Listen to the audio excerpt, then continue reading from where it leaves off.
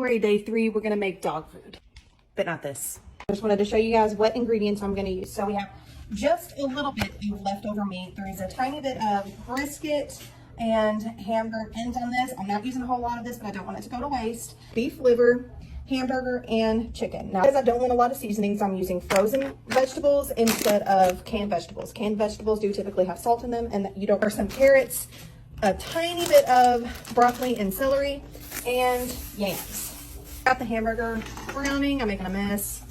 All right, so this is all of my vegetables. It's pretty full, and the hamburger is still at the bottom. Now I'm gonna add some water to this, and then I'm gonna chop up the rest of my meat so I can add to it as well.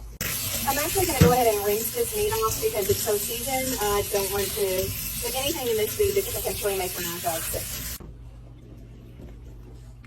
Here's the rest of my meat all chopped up. I'm gonna go ahead and add it to my stock pot. And before you say anything about cross-contamination, every bit of this is going to be pressure canned at the same time in the same jars. So beef, chicken, pork, it doesn't really matter. So I'm going to go ahead and put this in the stock pot. I did look up every single one of these ingredients to make sure they were safe for my dogs. Some ingredients like the broccoli and the pork, they have to be limited, which is why there's not that much in there. But everything else is perfectly safe for dogs. So I'm going to let this cook down probably for, I don't know, maybe a good hour, and then I'm going to can it up at meat times in pint jars. So this is what we look like after cooking for probably about an hour and a half. Now I've got my jars cleaned and they're warm. This ended up making quite a lot more than what I expected. So now I'm just going to add the liquid just to about an inch headspace, and I'm going to debubble. Like, it is a lot.